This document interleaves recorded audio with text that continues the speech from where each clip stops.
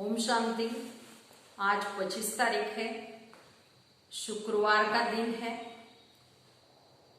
तो आज सारा दिन मैं गॉडली स्टूडेंट हूँ, इस स्वमान का अभ्यास करेंगे और स्वयं भगवान हमको पढ़ाते हैं। इस निश्चय और नशे में रहेंगे सारा दिन और पढ़ाई के ऊपर भी पूरा अटेंशन देंगे। साथ साथ आज बाबा ने कहा है, जब तक जीना है तब तक बाप को याद करते रहना है। और याद से ही बाबा कहते हेल्थ, वेल्थ, हैप्पीनेस मिलता है। तो पढ़ाई का पूरा सार ही है, तंत्र ही है याद। तो पूरा हमको याद के सब्जेक्ट पर जोर देना है। आत्मा समझकर बाप को सारा दिन चलते फिरते, उठते बैठते, खाते पीते याद करते रहना है। तो आज का प्यारे बाबा का महावाक्य है। बाबा कहते, मीठे बच्चे, जब तक जीना है बाप को याद करना है। याद से ही आयु बढ़ेगी। पढ़ाई का तंत्र ही है याद। प्रश्न है, तुम बच्चों का अतीन्द्रिय सुख गाया हुआ है, क्यों? उत्तर, क्योंकि तुम सदा ही बाप की याद में खुशियां मनाते हो। तो अभी तुम्हारी सदा ही क्रिसमस है, तो तुम्हें भगवान पढ़ाते हैं, इसमें बड़ी खुशी है। और क्या होगी? ये रोज की खुशी ही तुम्हारा अतीन्द्रिय सुख गाया हुआ है। तो आज 25 दिसंबर है, तो बाप दादा कह रहे हैं आज क्रिसमस का दिन है। तो तुम्हारा सच्चा क्रिसमस माना यह अतीन्द्रिय सुख है। सदा बाप की याद में तुम खुशियां मनाते हो। तो अभी सदा खुश होने के कारण, सदा अतीन्द्रिय सुख में रहने के कारण तुम्हारा ये सदा ही क्रिसमस है। तो ऐसे क्रिसमस की सबको बहुत बहुत मुबारक। गीत है, नयनहीन को राह दिखाओ प्रभु। ओम शांति। ज्ञान का तीसरा नेत्र देने वाला और रूहानी बाप रूहानी बच्चों को समझाते हैं। ज्ञान का तीसरा नेत्र सिवाय बाप के और कोई भी नहीं दे सकता। तो अभी तुम बच्चों को ज्ञान का तीसरा नेत्र मिला है। तो अभी बाप ने समझाया है कि भक्ति मार्ग है ही अंधियारा मार्ग। जैसे रात में शोजरा नहीं होता है तो मनुष्य धक्के खाते, गाया भी जाता है ब्रह्मा की रात और ब्रह्मा का दिन। सत्युग में ये नहीं कहेंगे कि हमको राह बताओ, क्योंकि अभी तुमको राह मिल रही है। तो बाप आकर के मुक्ति धाम और जीवन मुक्ति धाम की तुमको राह बता रहे। तो अब तुम पुरुषार्थ कर रहे हो, तो अभी जानते हो कि बाकी थोड़ा समय है। दुनिया तो बदलने वाली है। ये तो गीत भी बने हुए हैं, दुनिया बदलने वाली है। परंतु मनुष्य बेचारे जानते नहीं कि दुनिया कब बदलनी है और कैसे बदलनी है और कौन बदलाते हैं, क्योंकि तीसरा नेत्र तो ज्ञान का है नहीं। तो अब तुम बच्चों को ये ज्ञान का तीसरा नेत्र मिला हुआ है, जिससे तुम इस सृष्टि चक्र के आदि मध्य अंत को जान गए। तो और ये तुम्हारी बुद्धि में है कि ज्ञान की सैकरिन है। जैसे थोड़ी सी सैकरिन बहुत मीठी होती है, वैसे ये ज्ञान के दो अक्षर मन मना हो और मध्य जिह्वा, ये सबसे मीठी चीज है। बस बाप को याद करो। बाबा आते हैं और आकर के रास्ता बताते। कहाँ का रास्ता बताते? शांति धाम और सुख धाम का। तो बच्चों को खुशी होती है। दुनिया नहीं जानती कि खुशियां कब मनाई जाती। खुशियां तो नई दुनिया में मनाई जाएगी ना, ये तो बिल्कुल कॉमन बात है। और पुरानी दुनिया में खुशियां कहाँ से आई? पुरानी दुनिया में मनुष्य त्राही कर रहे हैं, क्योंकि तमो प्रधान दुनिया में खुशियां कहाँ से आई? सत्युग का ज्ञान तो कोई में भी नहीं, इसलिए बेचारे यहाँ खुशियां मनाते रहते। देखो क्रिसमस की खुशियां भी कितने मनाते। तो बाबा तो कहते हैं अगर खुशियों की बात पूछनी हो तो गोपियों से, माना मेरे बच्चों से पूछो, क्योंकि बाप बहुत सहज रास्ता बता रहे कि गृहस्थ व्यवहार में रहते हुए अपने धंधे धौरी का कर्तव्य करते हुए कमल फूल समान रहो और मुझे याद करो। जैसे आशिक माशूक होते हैं ना, वह भी धंधा धौरी करते एक दो को याद करते रहते, उनको साक्षात्कार भी होते। जैसे लैला मजनू, हीरा रांझा, वो विकार के लिए एक दो के आशिक नहीं होते, उनका प्यार गाया हुआ है तो उसमें एक दो के आशिक होते। लेकिन यहाँ वो बात नहीं, यहाँ तो तुम जन्म जन्मांतर उस माशूक के आशिक ही रहे हो, तो वो माशूक तुम्हारा आशिक नहीं, तो तुम उनको बुलाते हो यहाँ आने के लिए। तो हे भगवान, नयनहीन को आकर के राह बताओ। तो तुमने आधा कलम बुलाए, जब दुख ज्यादा होता है तो जास्ती बुलाते, जास्ती दुख में जास्ती सिमरन करने वाले भी होते। देखो अभी कितने याद करने वाले ढेर के ढेर। तो गाया हुआ है ना, दुख में सिमरन सब करे। जितना देरी होती जाती है उतना तमो प्रदान ज्यादा होते जाते हैं। तो तुम चढ़ रहे हो और वो उतर रहे हैं, क्योंकि जब तक विनाश हो तब तक तमो प्रदान वृद्धि को पाते रहते हैं। दिन प्रतिदिन माया भी तमो प्रदान वृद्धि को पाती जाती है। इस समय बाप सर्वशक्तिमान है, तो माया फिर वो भी सर्वशक्तिमान इस समय में है, वो भी जबरदस्त है। तो तुम बच्चे इस समय ब्रह्मा मुख वंशावली ब्राह्मण कुलभूषण हो, तुम्हारा है सर्वोत्तम कुल। इसको कहा जाता है ऊंचते ऊंच कुल। इस समय तुम्हारा ये जीवन बहुत अमूल्य है, इसलिए इस जीवन की शरीर की संभाल भी करनी है, क्योंकि 5 विकारों के कारण शरीर की भी आयु तो कमती होती जाती है। तो बाबा कहते इस समय 5 विकारों को छोड़ योग में रहे तो आयु बढ़ती रहेगी। आयु बढ़ती बढ़ती भविष्य में तुम्हारी आयु 150 वर्ष हो जाएगी, अभी नहीं है। इसलिए बाबा कहते इस शरीर की भी बहुत संभाल रखनी चाहिए।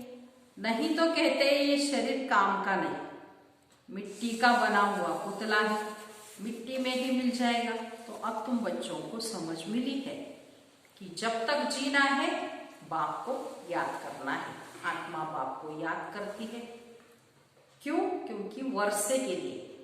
तो बाबा कहते तुम अपने को आत्मा समझकर बाप को याद करो और दैवी गुण धारण करो, तो तुम फिर ऐसे बन जाएंगे। तो बच्चों को पढ़ाई अच्छी तरह पढ़नी चाहिए, पढ़ाई में सुस्ती आदि नहीं करनी चाहिए, नहीं तो फिर नापास हो जाएंगे और बहुत कम पद पाएंगे। पढ़ाई में भी मुख्य बात है जिसको तंत्र कहा जाता है, सार कहा जाता है, कि बाप को याद करो। जब प्रदर्शनी में या सेंटर पर कोई भी आते हैं तो उनको पहले ये समझाओ कि बाप को याद करो, क्योंकि वो ऊंचते ऊंच है, तो ऊंचते ऊंच को ही याद करना चाहिए, उनसे कम थोड़ी कोई याद करना चाहिए। कहते हैं ऊंच से ऊंच भगवान, तो भगवान ही तो नई दुनिया की स्थापना करने वाले हैं। तो देखो बाप भी कहते हैं नई दुनिया की स्थापना मैं करता हूं, इसलिए मुझे याद करो तो तुम्हारे पाप कट जाए। तो ये पक्का याद कर लो, कोई बाप पतित पावन है ना, तो वह ही कहते हैं कि मुझे याद करो, तो पतित से पावन बन जाएंगे तुम। तो पतित पावन कहते हो तो तुम तमो प्रधान हो, तुम पतित हो, अब तुम पावन बनो। तो बाप आकर बच्चों को समझाते तुम्हारे अभी सुख के दिन आने वाले हैं, दुख के दिन पूरे हुए, पुकारते भी हो हे दुख हरता सुख दाता। तो जानते हो ना कि बरोबर सत्युग में सब सुख ही सुख है। तो तो बाप बच्चों को कहते हैं कि सभी शांति धाम और सुख धाम को याद करते रहो। ये संगम युग है, खिवैया तुमको ले जाते हैं। बाकी इसमें कोई खिवैया या नैया की बात नहीं। ये तो महिमा कर देते हैं कि नैया मेरी पार लगाओ। तो अब एक की नैया तो पार नहीं लगानी है, सारी दुनिया की नैया को पार लगाना। तो ये सारी दुनिया जैसे बहुत बड़ा जहाज है, इसको पार लगाते हैं। तो तुम बच्चों को बहुत खुशी मनानी चाहिए, क्योंकि तुम्हारे लिए सदैव खुशी है, सदैव ही क्रिसमस है। जब से तुम बच्चों को बाप मिला हुआ है तो तुम्हारी क्रिसमस सदैव ही है। इसलिए अतीन्द्रिय सुख फिर गाया हुआ है। देखो ये सदैव खुशी रहती है, क्योंकि अरे बेहद का बाप मिला है ना, वो हमको पढ़ाते हैं। तो ये रोज की खुशी होनी चाहिए कि बेहद का बाप हमको पढ़ा रहे। वाह, कभी कोई ने सुना? गीता में भी भगवान वाच है, तो तुमको मैं राजयोग सिखाता हूं। जैसे वो लोग बैरिस्टरी योग, सर्जनरी योग सिखाते हैं, मैं तुम रूहानी बच्चों को ऐसे राजयोग सिखाता हूं। तो तुम यहाँ आते हो, बरोबर राजयोग सीखने आते हो, तो मूंझने की कोई दरकार ही नहीं है। तो राजयोग सीखकर पूरा करना चाहिए ना, भागंती तो नहीं होना चाहिए। पढ़ना भी है तो धारणा भी अच्छी करनी है। टीचर पढ़ाते हैं धारणा करने के लिए। तो हर एक की अपनी अपनी बुद्धि होती है, किसकी उत्तम, किसकी मध्यम, किसकी कनिष्ठ। तो अपने से पूछना चाहिए, मैं उत्तम हूं, मध्यम हूं या कनिष्ठ हूं। अपने को आपे ही परखना चाहिए कि मैं कैसे ऊंच से ऊंच इम्तिहान पास करके ऊंच पद पाने के लायक हूं। मैं सर्विस करता हूं। तो बाबा कहते बच्चे सर्विसेबल बनो, बाबा को फॉलो करो, क्योंकि मैं भी तो सर्विस करता हूं, आया ही हूं सर्विस करने के लिए। रोज रोज सर्विस करता हूं, क्योंकि रत भी तो लिया है ना, रत भी मजबूत अच्छा है और सर्विस तो इनकी सदैव है। बाप दादा तो इनके रत में सदैव है।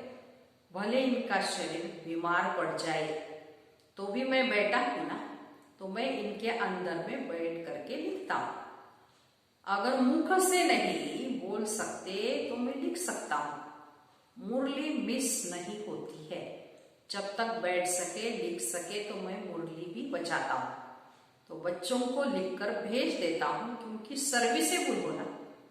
तो बाप आकर के समझाते कि तुम अपने को आत्मा समझ करके निश्चय बुद्धि होकर के सर्विस में लग जाओ। तो बाबा की service, on God fatherly service, जैसे वो लिखते ऑन हिज मैजेस्टरी सर्विस, तो तुम क्या कहते हो? ये है मैजेस्टी से भी ऊंची सर्विस, क्योंकि मैजेस्टी माना महाराजा बनाते हैं। ये भी तुम समझ सकते हो कि बरोबर हम वर्ल्ड के मालिक बनते हैं। तो तुम बच्चों को अच्छी रीति पुरुषार्थ कराते हैं, तो उनको ही महावीर कहा जाता है। तो ये जांच करनी होती है कि कौन कौन महावीर है, तो बाबा के डायरेक्शन पर चलते हैं। बाबा समझाते हैं कि बच्चे अपने को आत्मा समझो, भाई भाई को देखो। तो बाबा अपने को भाइयों का बाप समझते हैं और भाइयों को ही देखते हैं, सभी को तो नहीं देखेंगे। तो ये तो ज्ञान है कि शरीर बिगड़ तो कोई सुन न सके, बोल न सके। तो तुम जानते हो ना कि मैं भी यहाँ शरीर में आया हूं, मैंने ये शरीर लोन लिया हुआ है। शरीर तो सबको है, शरीर के साथ ही आत्मा यहाँ पढ़ रही है। तो अभी आत्मा को समझना चाहिए कि बाबा हमको पढ़ा रहे हैं। बाबा की बैठक कहाँ है? अकाल तख्त पर। तो बाबा ने समझाया है कि हर एक आत्मा भी अकाल मूर्त है। हमारा बाबा कहते हैं आत्मा को कभी काल नहीं खा सकता। आत्मा अजर है, अमर है, अविनाशी है, तो वो कभी विनाश नहीं होती, कभी भी जलती नहीं, कटती नहीं, डूबती नहीं है, छोटी बड़ी भी नहीं होती आत्मा। शरीर छोटा बड़ा होता है, तो दुनिया में जो भी मनुष्य मात्र में है, उनमें जो आत्माएं हैं उनका तख्त ये भ्रुकुटी है। शरीर भिन्न भिन्न है, किसका अकाल तख्त पुरुष का है, किसका स्त्री का है, किसका बच्चे का है। तो जब भी किससे बात करो तो यही समझो कि हम आत्मा है और अपने आत्मा भाई से बात करते हैं। बाप का पैगाम देते हैं कि शुबाबा को याद करो, तो ये जो जंग लगी हुई है वो निकल जाए। जैसे सोने में अलाए पड़ती है ना, तो वैल्यू कम होती है सोने की, तो तुम्हारी भी वैल्यू वैसे कम हो गई है, अभी बिल्कुल ही वैल्यू लेस हो गई। इनको देवाला भी कहा जाता है। भारत कितना धनवान था, अभी कर्जा उठाते रहते हैं, तो विनाश में तो सबका पैसा खत्म हो जाएगा, देने वाले लेने वाले सभी खत्म हो जाएंगे। बाकी जो अविनाशी ज्ञान रतन लेने वाले हैं वो फिर आकर अपना भाग्य लेंगे। अच्छा, मीठे मीठे सिकिलते बच्चों प्रति माता पिता बाप दादा का याद प्यार और गुड मॉर्निंग। रूहानी बाप की रूहानी बच्चों को नमस्ते। हम रूहानी बच्चों के रूहानी माता पिता बाप दादा को याद प्यार गुड मॉर्निंग और नमस्ते। अभी सारी मुरली का धारणा के लिए मुख्य सार सुनेंगे। पहली पॉइंट है, बाप को फॉलो कर, बाप के समान सर्विसेबल बनना है। अपने को आपे ही परखना है कि मैं ऊंच से ऊंच इम्तिहान पास करके ऊंच पद पाने के लायक हूं। दूसरी पॉइंट, बाबा के डायरेक्शन पर चलकर महावीर बनना है। जैसे बाबा आत्माओं को देखते हैं, आत्माओं को पढ़ाते हैं, ऐसे आत्मा भाई भाई को देखकर बात करनी है। आज का वरदान है, तन की तंदुरुस्ती, मन की खुशी और धन की समृद्धि द्वारा श्रेष्ठ भाग्यवान भव। विस्तार, संगम युग पर सदा स्व में स्थित रहने से तन का कर्म भोग सूली से काटा हो जाता है। तन का रोग योग में परिवर्तन कर देते हो, इसलिए सदा स्वस्थ हो। मन मनावो होने के कारण खुशियों की खान से सदा संपन्न हो, इसलिए मन की खुशी भी प्राप्त है। और ज्ञान धन सब धनों में श्रेष्ठ है। ज्ञान धन वालों की प्रकृति स्वतः दासी बन जाती है और सर्व संबंध भी एक के साथ है। संपर्क भी होली हंसों से है, इसलिए श्रेष्ठ भाग्यवान का वरदान स्वतः प्राप्त है। अभी स्लोगन है, याद और सेवा दोनों का बैलेंस ही डबल लॉक है, जैसे डबल लॉक करना है। अच्छा, ओम शांति।